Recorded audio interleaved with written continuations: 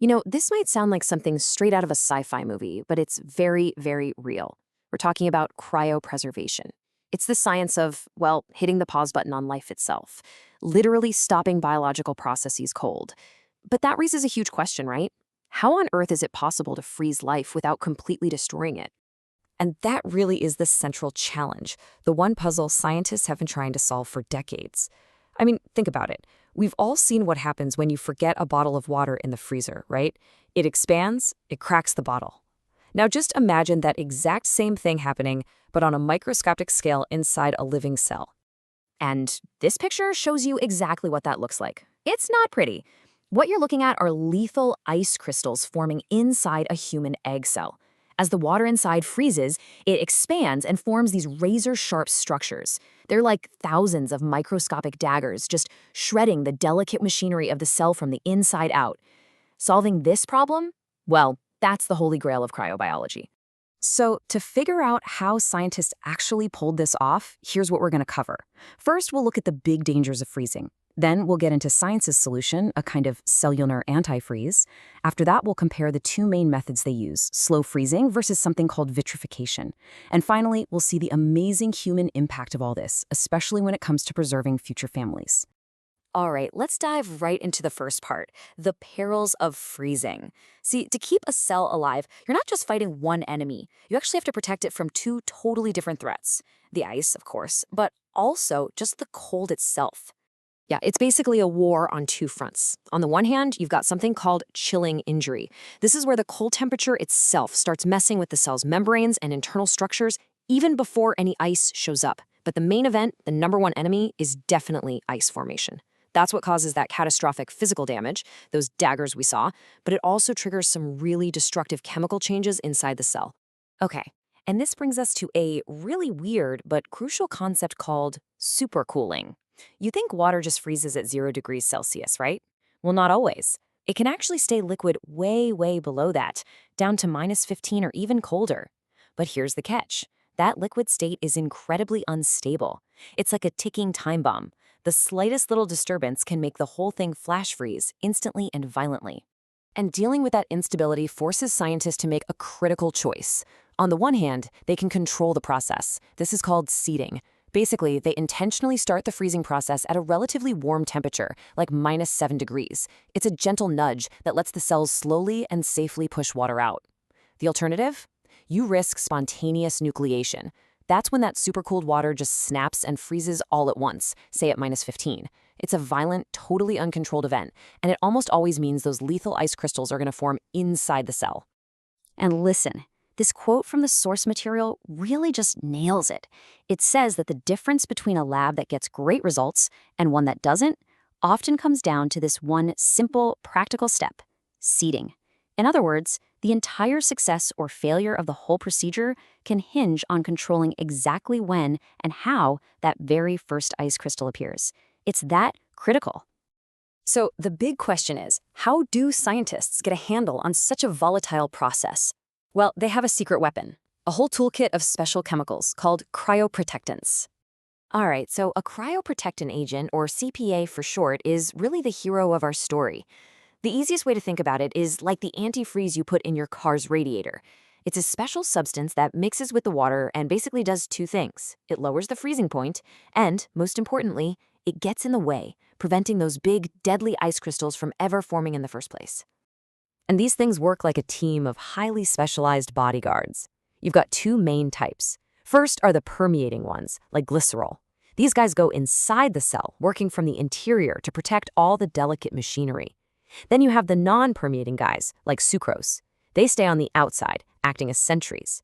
Their main job is to help pull water out of the cell before it can freeze and to shield it from any sudden drastic pressure changes. Okay, so armed with this chemical toolkit, scientists basically developed two completely different philosophies, two competing ways to get the job done. This brings us to the two main paths for preservation: a slow, super methodical freeze on one side versus an incredibly fast, all-or-nothing plunge on the other. So first up, let's look at the classic method, slow freezing. And you can see right away, this is a very careful step-by-step dance. You start by letting the cells soak in a low-dose cryoprotectant. Then you cool them down slowly, and you seed them to get that controlled ice forming on the outside.